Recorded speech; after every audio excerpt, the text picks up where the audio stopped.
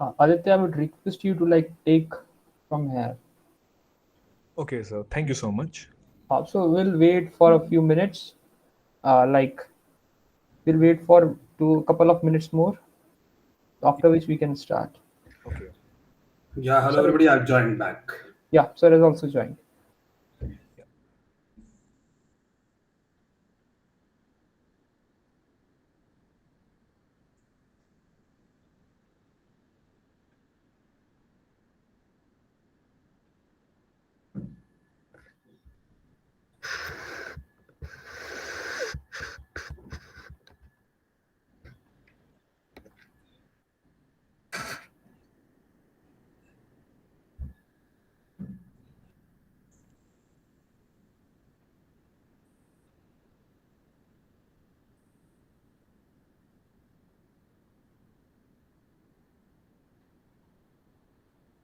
Okay, guys, please wait for a few more minutes. We will start the session soon.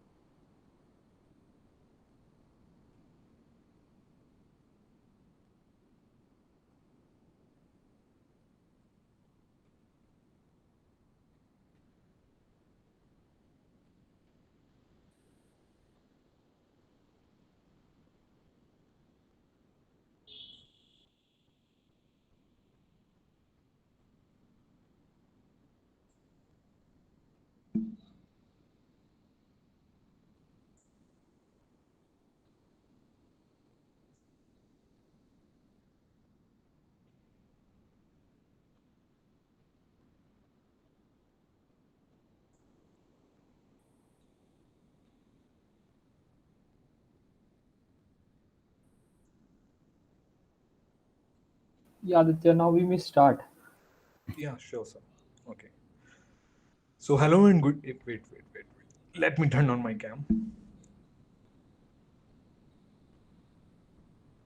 Am I visible and audible? Hello. Yeah, Aditya. Okay. So, hello and good evening. I'm Aditya Sharma, Research and Development Executive. Welcome you all on behalf of Team AICHE RGIPT Student Chapter.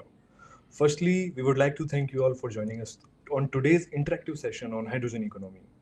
Well, hydrogen economy is an envisioned future in which hydrogen is used as a fuel for heat and hydrogen vehicles. Same implies for energy storage and long distance transport.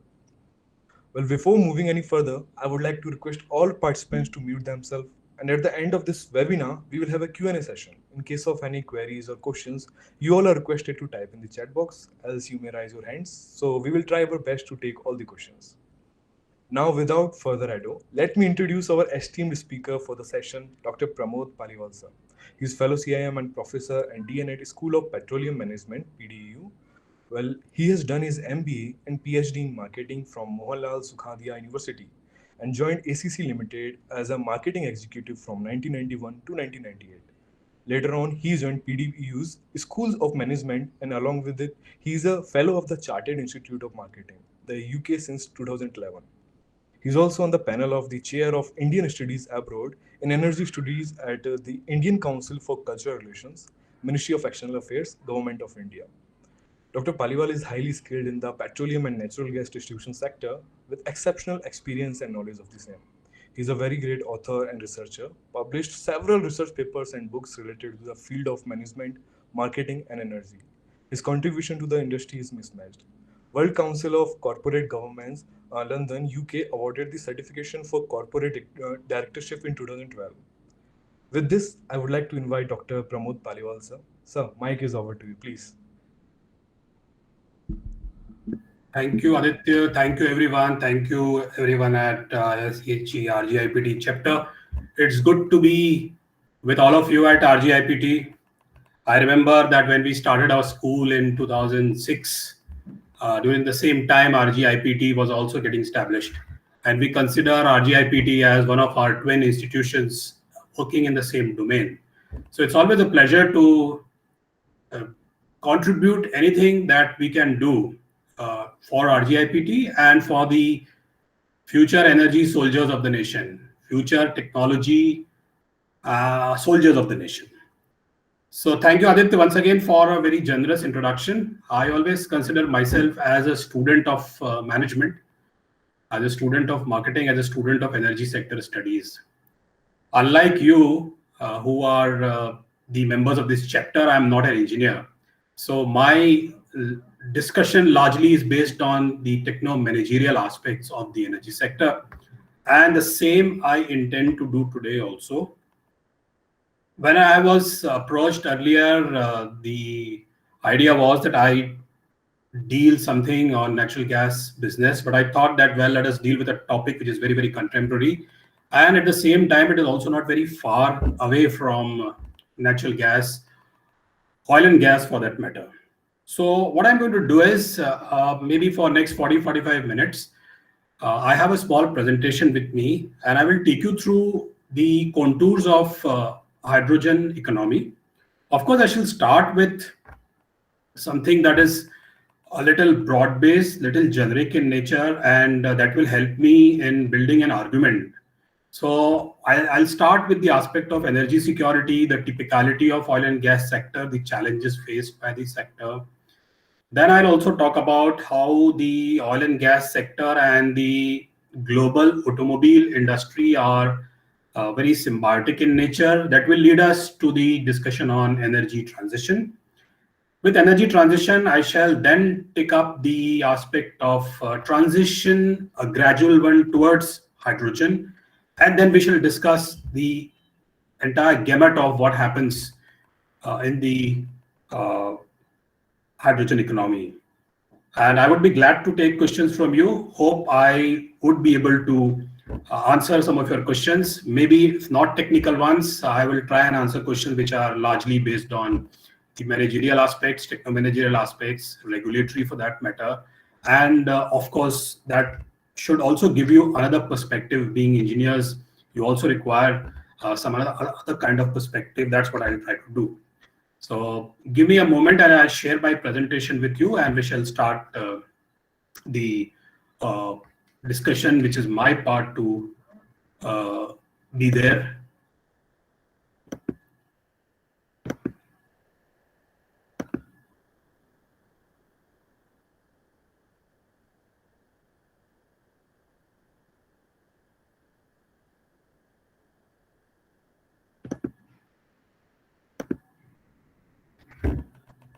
Right.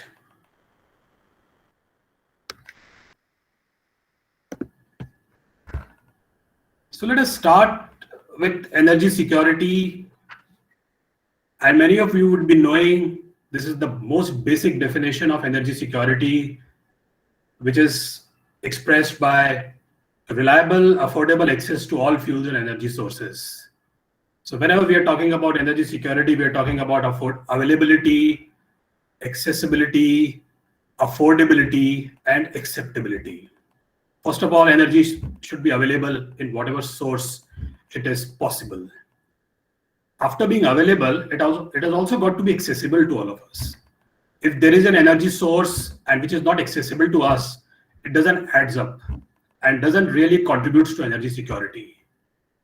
Even if it is accessible to us, it has got to be affordable to both energy producers as well as energy consumers, which means that for energy producers, it should not come at an exorbitant cost. If it comes at an exorbitant cost, these astronomical costs may not enable the consumers to enjoy the benefits of that source of energy. Even if it comes at an affordable cost to the producer, the similar benefit should be available to the consumers also, which means that in the process, the energy producers and the people in the energy value chain should not make exorbitant profits. Otherwise, the whole idea of equal access or equitable access of energy to everybody who requires it doesn't get fulfilled. And finally, very, very important aspect, the fourth A of energy security is that it should be acceptable. So by acceptable, we means it has got to be sustainable. Energy access with affordability has to come without any backlash. These days, we hear a lot about carbon footprint, carbon emissions. there is a whole lot of awareness which has been aroused for the past so many decades amongst various sections of the society against the way energy is produced and consumed. So those aspects should also have to be tackled if the jigsaw of energy security has to be seen in its entirety. Let me come to oil and natural gas. If you consider coal, oil, and gas, all three taken together. So I'm not showing you this primary energy, as we call it, the energy mix, right? This many of you might have seen.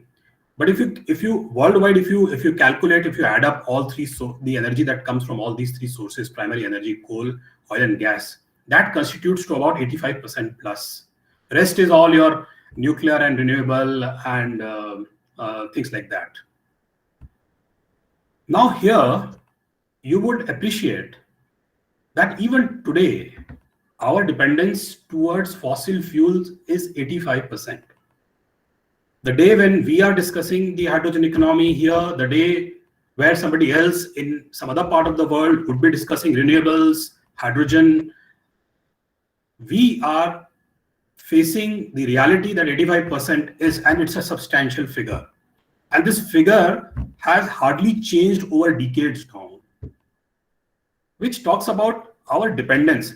So normally when we talk about India as an economy, probably, we feel that we are the only one who is, largely dependent. But I think worldwide, this is the kind of phenomena that is. So what will happen is that perhaps if the share of coal goes down, perhaps that of gas would increase. So gas would become 25% somewhere. And the share of crude oil would increase for that matter. Now, there are many reasons behind popularity of crude oil as one of the most important sources to start with of energy. It's not just that when, many decades back, it was discovered and people started finding usage for crude oil and its derivatives, and even long before modern refineries were set, crude oil was used for a variety of applications. Then came the era of modern refineries, and then efficiency in getting derivatives from crude oil were developed, and with less amount of effort, with more efficiency, with less amount of polluting the environment, these derivatives started getting their applications in various sectors, across the spectrum. Even after that, oil remains one of the most popular sources of energy, because you are engineers and you would understand that it is the most energy dense commodity, which means that in a unit volume, compared to the other sources of energy like coal for that matter, or natural gas for that matter, it packs a lot of calories, right? So it's easy to transport, it's easy to store.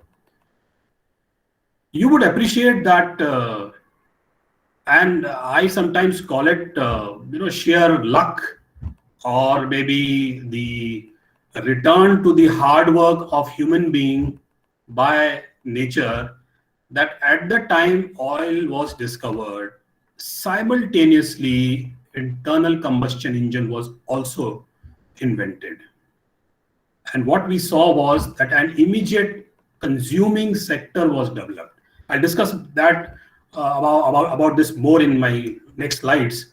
But the success of internal combustion engine, the success of petrol diesel based automobile across the world can be attributed to this property of oil and petroleum products like petrol and diesel. My next bullet point says that there is a producers and consumers paradox. I don't know how many times have you really thought very consciously about it, or realized that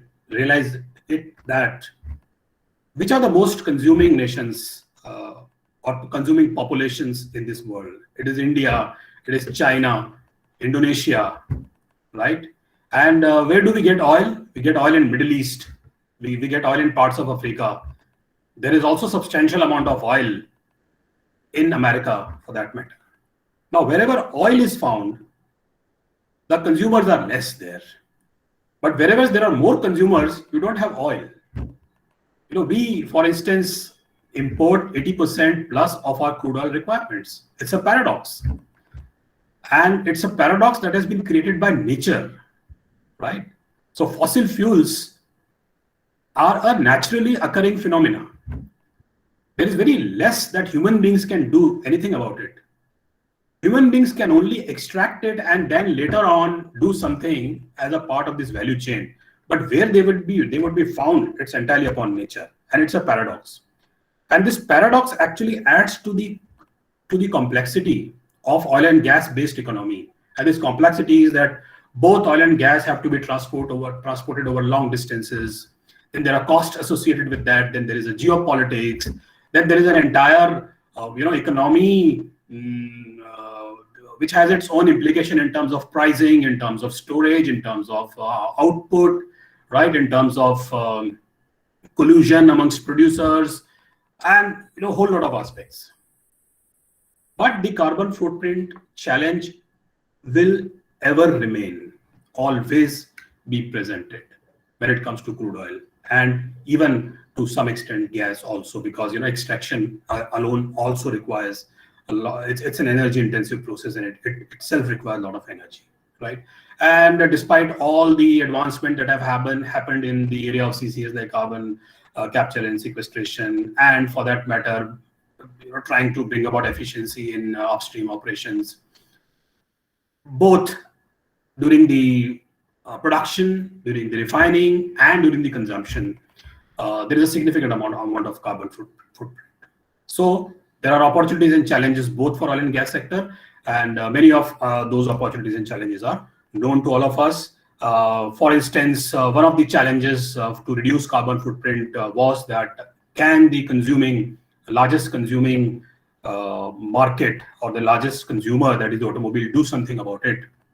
And we should be all happy that over the years, especially during last couple of decades, there have been a lot of advancements in internal combustion engine technologies, where a lot of mileage-based efficiency has come in after a lot of research and development.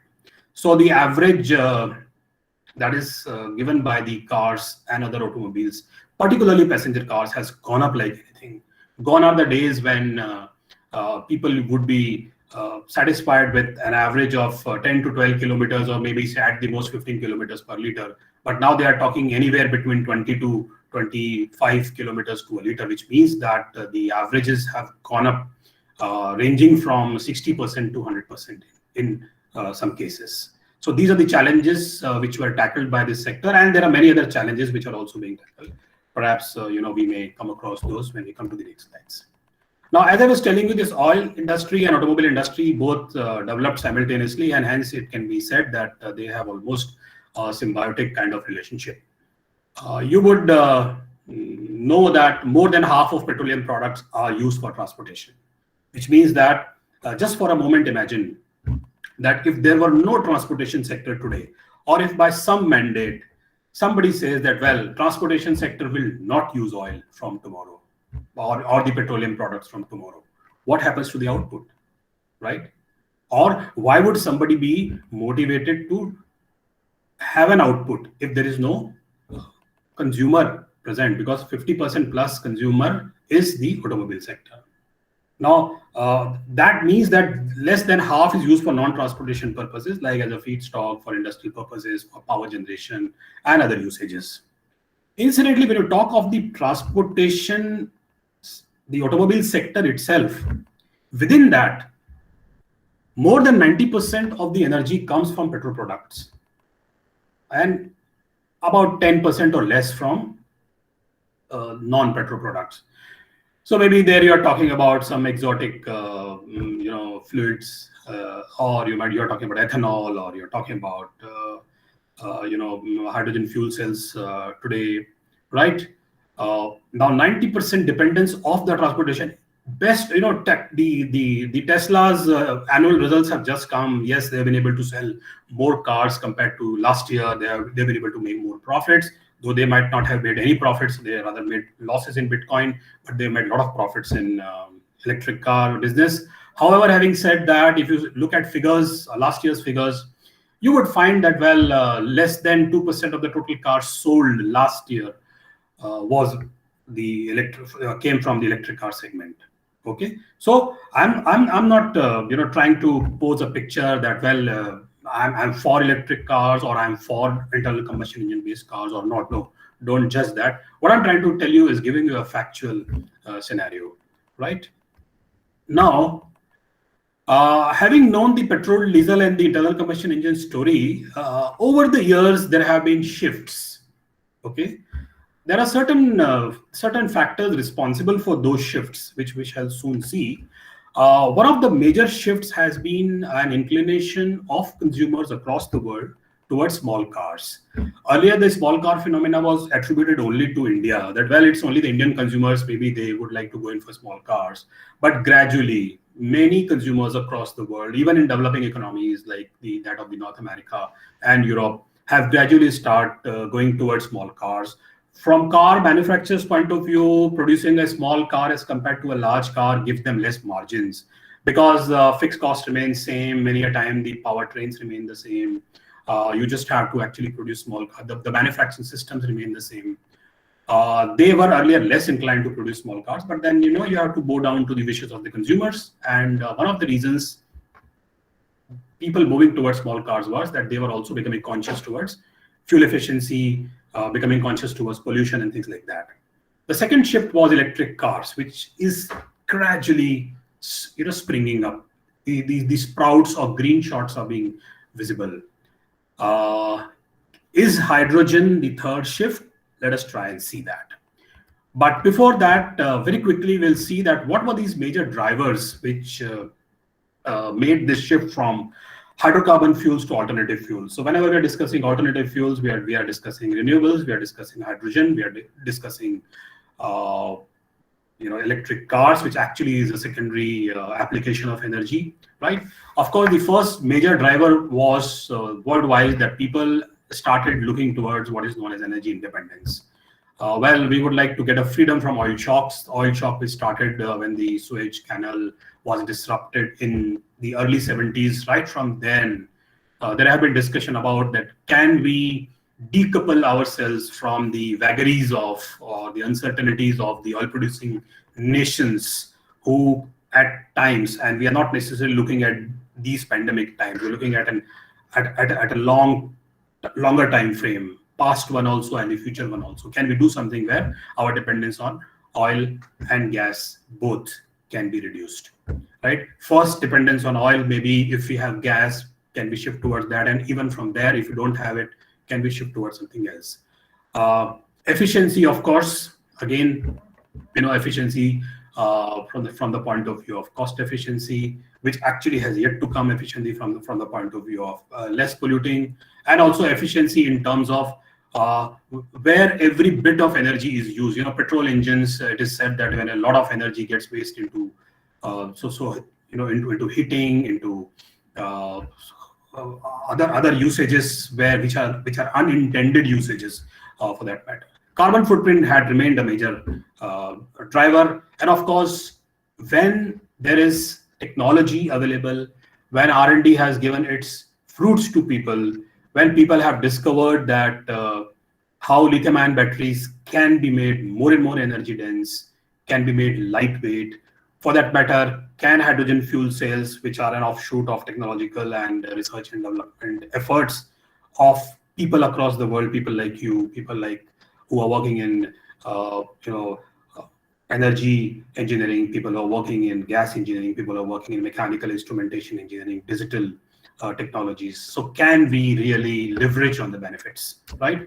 Now, however, this shift from hydrocarbon to renewables or alternative fuels is just one example of energy transition. But before taking other example, let us try and see what exactly do we mean by energy transition, right? So I'm not going to read all of this out here, but this presentation, and you can actually also witness. What I'm going to share is that so first aspect of energy transition refers to this global shift from fossil fuel to renewables or alternative fuels. Second point is that, well, when this transition takes place, we also have to see on the other part of the value chain, particularly in terms of energy storage. Is something happening in terms of efficiency in energy storage, bringing the cost down of energy storage, making energy storage, increasing the scope of energy storage for that matter. So that also adds to this energy transition. And finally, is there a regulatory framework that is helping energy transition? For instance, many Scandinavian and Nordic countries, they have put up very stringent regulations in place where they have given targets about shift from internal combustion engine to electric cars about a particular period of time, and the overall proportion of electric cars in their the cars which run on the road is also more. They are small countries, I understand, where the things are more possible to happen as compared to big countries. However, governments, regulatory authorities, NGOs for that matter, pressure groups are prioritizing their environmental, social, and governance factors. Now, having understood the broader picture or the bigger picture behind energy transition, let us try and see that how does hydrogen, for that matter, stands in that energy transition. Okay, hydrogen plays a major role towards that energy transition. So energy transition is just not in solar or in wind, for that matter. Now here I must tell you one very unusual thing, which many a times is politically incorrect to say. Incidentally, despite its fears, despite its hazards, nuclear energy remains something that can also provide a lot of respite from the harmful effects of hydrocarbons. It has to be harnessed properly, and health, safety, and environment aspect have to be taken care of. So normally, whenever we are discussing this transition, we do not take into account nuclear because it may be unpopular to do so. As I said, it's politically incorrect to do so. Hydrogen and energy transition, as it is being mentioned over here, has got a very, very huge potential to make things happen in this area, because whenever we're talking about hydrogen, we are also talking about a low carbon energy system, right? Whenever we're talking about hydrogen, we're talking about a variety of applications of hydrogen. We are talking about hydrogen fuel cells also. So, all these, so hydrogen competes with hydrocarbons. Hydrogen fuel cells also compete with hydrocarbon. Hydrogen fuel cells also compete with batteries, for that matter, right? So this is something which is very interesting. I must also tell you over here that talking about lithium ion is also not a very simple discussion to do, because it has also been observed that the way oil and gas geopolitics works across the world, lithium ion based geopolitics is also at play, because with the lithium reserves concentrated only in selective parts of the world, China, for that matter, is the largest producer of lithium ion batteries. Material is available in parts concentrated in America. Again, it is not without its oddities. You may call it environmental oddities, or for that matter, geopolitical, whatever. Right now in this entire discussion, hydrogen is looked upon as, because it's something which is found abundantly in nature. Of course, there are other challenges how to harness this. That's a separate issue. But otherwise, hydrogen, for that matter, if you have technology available, if you have deep pockets available, at least nature doesn't stop you from harnessing hydrogen as a source of energy. Okay, so very rightly, I think Aditya was also referring to this definition in his opening remarks, that the term hydrogen economy refers to the vision of using hydrogen as a low carbon energy source for a variety of applications. And this is one of the most standard definitions of hydrogen economy, right? And the word economy is very important over here. So hydrogen on one hand is is a material, is a gas, is a whatever you call it, something that comes from nature. There is technology associated with it. There is R&D associated with it. There's a chemistry associated with it. On the other hand, whenever we are talking about usage of hydrogen for a variety of applications, you cannot detach business aspect from it. You cannot detach cost efficiency aspect from it. You cannot detach affordability aspect of it. And hence, the word economy invariably gets associated whenever hydrogen is discussed in terms of energy. Hydrogen has very rightly been said as the next generation energy source.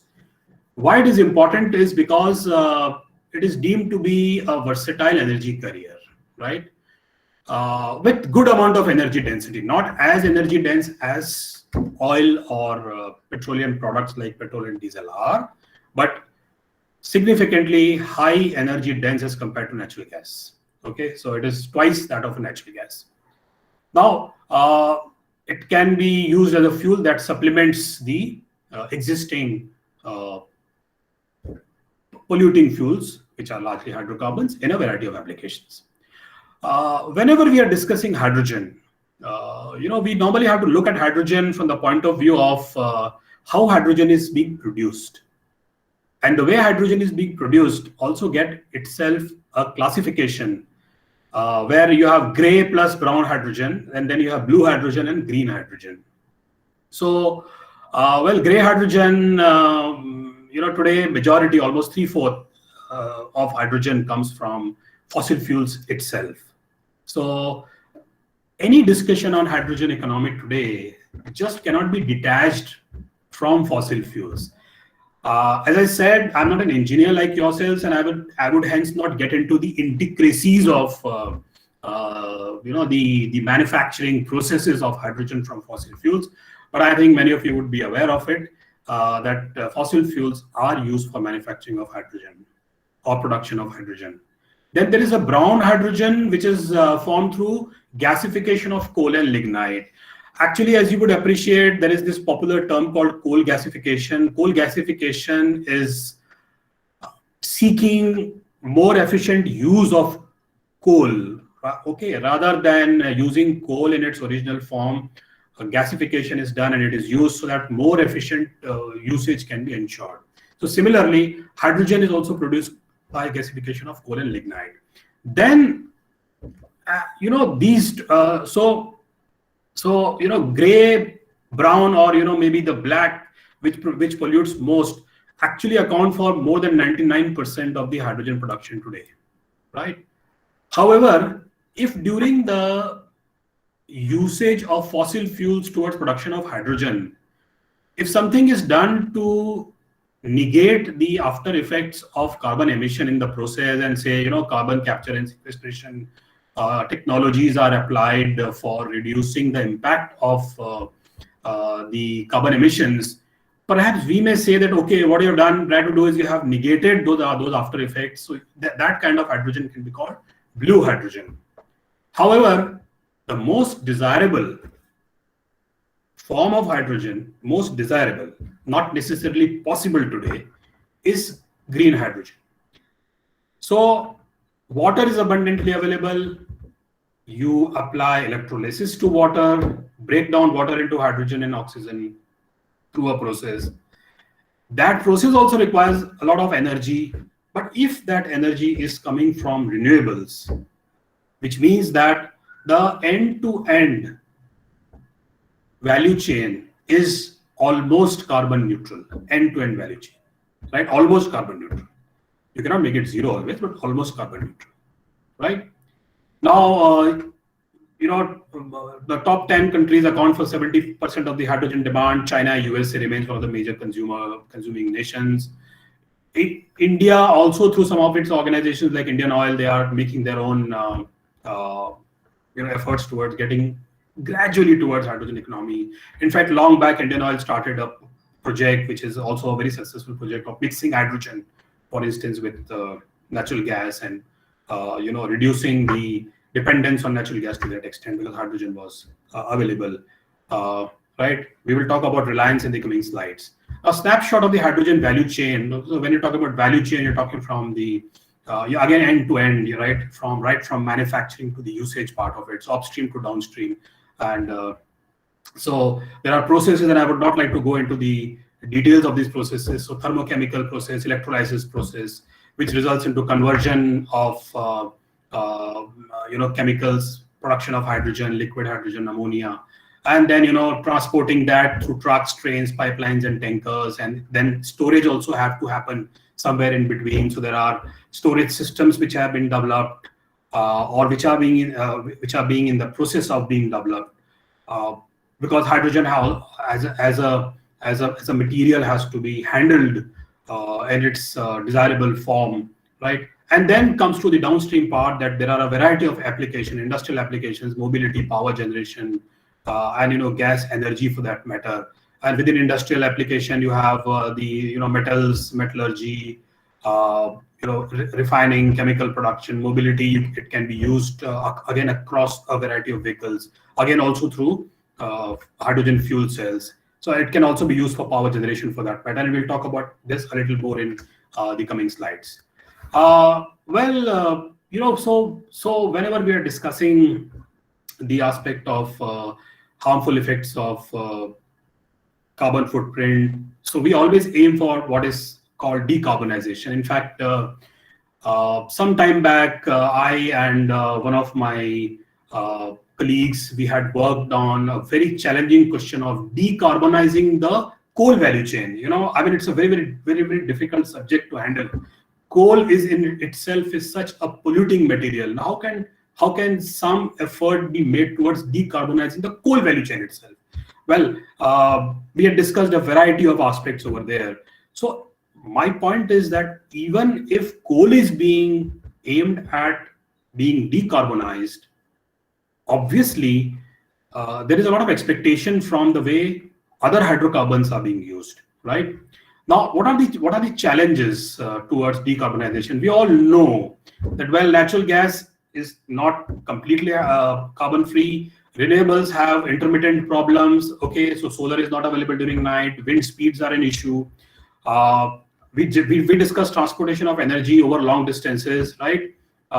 Electrification advantages in industrial and chemical processes is very difficult to achieve. So, talking about electric cars may be a little easier for all of us to see, but the same application at large scale for heavy industries, it's a big challenge for that matter, right?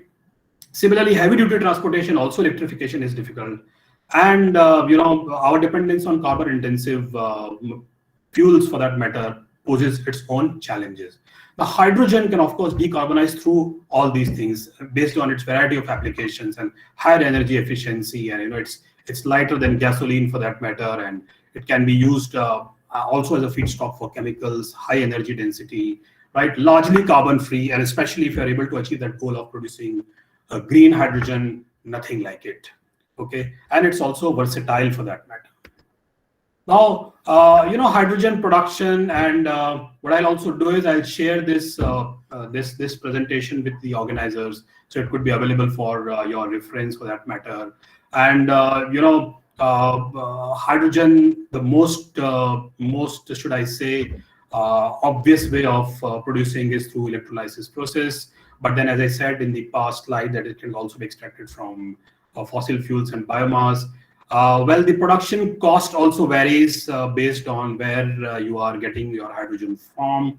And incidentally, the regions of the world where natural gas is available at a marginal cost of production, which is very, very less, perhaps they may find it very attractive or incentivizing to produce hydrogen from natural gas. But as natural gas start becoming dearer for other consuming economies, to use natural gas for production of hydrogen also increases the cost. As I said in the past, hydrogen is a versatile. It has got a variety of applications, right? And what are these applications? So it is today hydrogen is mostly used in the industry. If you talk of India for that matter, most of the demand for hydrogen today The consumption of hydrogen today in India is about 6 lakh million tons. 6 million tons. 6 million tons. Most of the demand comes from industry. We will be discussing which segments of the industry, right? So it is used by industry. It is used in transport, okay, by the form of hydrogen fuel cells. It is also used in buildings, okay. So as I was telling you, it can be mixed with methane, piped natural gas for that matter, and can be used for a variety of application wherever required, maybe air conditioning, heating, cooling, cooking for that matter, right? It is also used in hydrocarbon, the power generation for that matter, right? And for the production of ammonia for that matter. What are the challenges for hydrogen economy? Okay, most important challenge is that, well, currently it is very costly. And just to give you a perspective, as per a back of envelope calculation, per kilogram of hydrogen in India costs about 900 rupees. Per liter of petrol is 100 rupees. Even if you account for the difference in energy densities for that matter, every calories per unit, even say from kilogram to liter basis, then also the cost is significantly higher. Now the development of hydrogen infrastructure is a little slow, right? And hence that actually is holding back its wider acceptance across the value chain and by the consumers also. Today, as we discussed, it is entirely supplied from natural gas and coal. And then there are also no enabling regulations across the world. There is no uniformity of regulations, which actually encourages the usage of hydrogen as an energy source or as an energy carrier also for that matter. So what are the opportunities of hydrogen economy? Perhaps worldwide, there has been this large discussion about making the industrial ports as the hotspots for encouraging or scaling up the uses of clean hydrogen, right? Because there's a lot of industrial activity around those ports. Transportation activity also takes place. One can also leverage the existing infrastructure because you have a huge network of natural gas pipelines. So can that be used for transportation of hydrogen? Okay, so that is an area of opportunity. Then perhaps expanding hydrogen in transport through fleets, freights, and corridors. Because again, we have technology available, we have the logistical means available to transport hydrogen in the existing format. Maybe they can be leveraged. And finally, there is a huge opportunity available as per some experts, which talk about launching major international shipping routes for hydrogen, the way they are available for LNG transportation, crude oil transportation for that matter. Though cross-country pipelines remain an illusion for our region, but they have been in vogue in Russia and Europe and within America for that matter. So can something similar on those lines be done for hydrogen as well? So these are the opportunities which have come to the fore. Now let us, as I come to the later part of my presentation, maybe I have 3-4 more slides to show. Let us wrap up the discussion by seeing the aspect of hydrogen economy in India. So as I told you earlier, we have our current demand is about 6 million tons. It comes largely from fertilizer plants and refineries. If the net zero carbon target has to be achieved, it is estimated that by 2040, our hydrogen consumption has to go to 28 million tons, and by 2050 it has go up to 40 million tons, which means in the next 30 years it has to have almost 7-fold increase if we are to really achieve that net zero carbon target. Incidentally, hydrogen, if it happens, has the potential to save huge amount of foreign currency outgo, which currently we spend on importing both crude oil as well as natural gas. Even if we aim at electrification of our cars, we do not have lithium available with us. So that outgo would still remain even if a small slice of hydrocarbon gets transported to lithium. But when it comes to hydrogen, it is something which is indigenous. We just have to leverage technology. We just have to have a plan in place. And how that is happening, let us try and see. So Reliance very recently, Mr. Mukesh Ambani in the last annual general meeting had declared Reliance Industries Limited's 75,000 crore rupees push towards hydrogen economy. They are talking in terms of putting up electrolyzer gigafactory, where the manufacturing of modular electrolyzers having high efficiency and low cost, right? Captive production of green hydrogen. It's very good that something starting from scratch. They're talking about green hydrogen. They're not necessarily talking about gray or brown hydrogen for that matter. So that is the kind of aim, and I always believe that if you have that kind of aim, you aim high, you'll be able to achieve. Even if you are not able to achieve, at least you would not repent that you did not try for it. I think that should be the benchmark. An Indian Hydrogen Alliance had been formed, where companies like Reliance, Jindal Infrastructure, JSW Infrastructure, and other are part of this Indian Hydrogen Alliance. I've given the URL of Indian Hydrogen Alliance, where you can actually see what kind of activities they're engaged in. Government of India in the recent budget launched National Hydrogen Energy Mission, earmarking an investment of about 800 crore towards that mission. I think every major step of major journey actually starts with small steps, and it should be a heartening thing for all of us to see that these baby steps are being taken.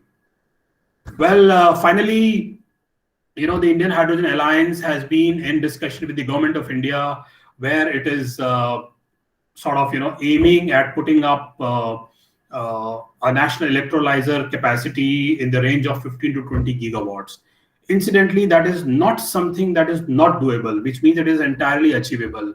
Remember, only about 7-10 years back, whenever somebody used to talk about the installed capacity of solar power generation, the numbers were very, very less. See what has happened in the last 10 years, particularly after 2014, a whole lot of capacity has come up in solar power generation. And not talking about merits or demerits of solar power generation right now, what I'm saying is that solar power generation capacity could happen. So hydrogen can also happen, provided very, very systematic and concrete steps are being taken.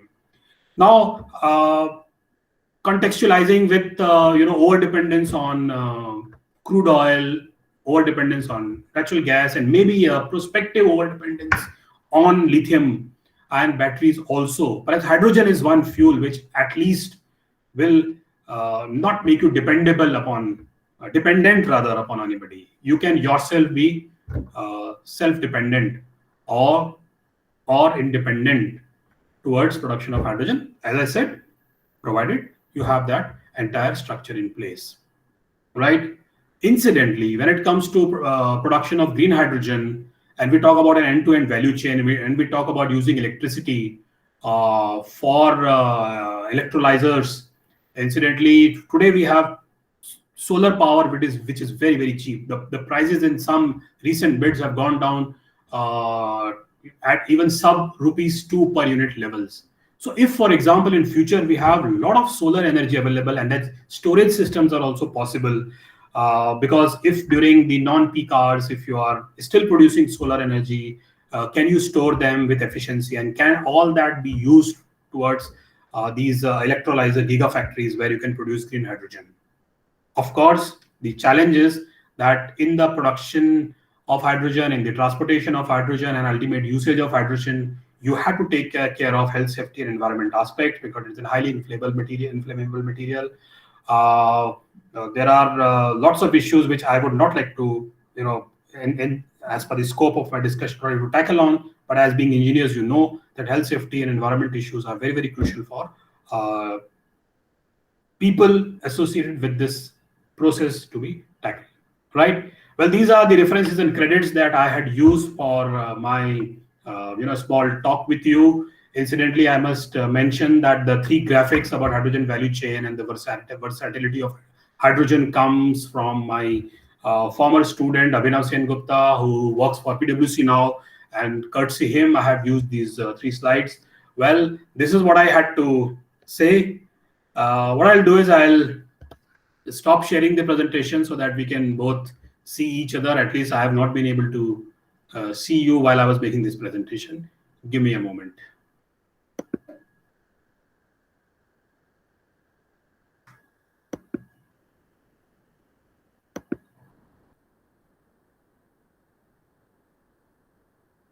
Well, I hope I'm visible. Yeah. Fine. So that was, from my side. I don't know whether I did a, high-speed presentation or whatever, but I was trying to capture a lot of things during this. Yes, please. Yeah, it was actually a great presentation and a brief and a overview, complete overview of the hydrogen economy, right from the grades of different grades of hydrogen to the Indian perspective. Sir, I have a question. Like as you have already stated that in order to produce a final hydrogen, we need to produce like neutral carbon right from the starting. But sir, that would be economical to present that neutral zero carbon hydrogen at present in the scenario where when we have the competitors like USA, China, they are working very hard on the hydrogen economy and they have very good projects. So are even they able to produce economically that hydrogen at the end? My answer is no, because as you would have seen in one of my slides where I had mentioned that currently 99% plus hydrogen comes, is in the form of gray and brown hydrogen. Why is that so? Because that is one of the most cost effective, if not necessarily at all the environmental efficiency perspective, but cost wise, that is the cheapest thing to do. That is why all of it is coming from those sources. However, as I said, efforts are on, right? And humankind actually have witnessed in the past that there are certain developments which come as breakthrough developments. Certain developments do take time, but that is the aim. That if not today, maybe after a decade or 2 decades, because these projects have long gestation periods. If you start doing something now, maybe next generation after 20 years could see that economically produced green hydrogen. So as I said, my answer currently is no. They are striving for that, and hopefully that happens someday. And also one major issue, sir, which you pointed out in the presentation was regarding the transportation and the storage of hydrogen due to the volumetric energy density. Yes. So, like, sir, there were several, proceedings like mixing of natural gas and hydrogen, like hethane, which Yeah. is currently going in the market. Yeah. So, sir, along with that natural gas and hydrogen, are they using the green hydrogen or the gray hydrogen in that? Not certainly green hydrogen at the moment. Okay. Because again, if you start using green hydrogen for mixing with methane, the cost will be exorbitant and there'll be no takers in the market. So at least to start with, see, what happens is that sometimes you have to also go the experiential way. So with the commodity remaining the same for the moment, not worrying about the source it is coming from, at least if you're able to understand the chemistry part of it, if you're able to understand the logistics part of it, the acceptability part of it, then you would know, and you know how to handle this. Then the only challenge that will remain after some time is what is the source of hydrogen, right? And that is the reason that currently low cost hydrogen available is being used as a mix with CNG, right? Okay. Yeah. Yeah. And sir, I would be is glad to know that in India, which firm is the highest hydrogen producer at present, irrespective of the grade. Well, I think I would not, unfortunately, have that figure available with me but I think lot of refineries are producing hydrogen. So I think that is one figure that I would not have with me, but it would be interesting to know. Okay. Yeah. So we would request if other participants are having any questions to write, so that they can write in the chat. We can take care. Yeah, please, if anyone else want to ask any question, please don't hesitate. You may write in chat box and I would be glad to narrate for you. Else you may raise your hand, then you can directly talk to sir. Please.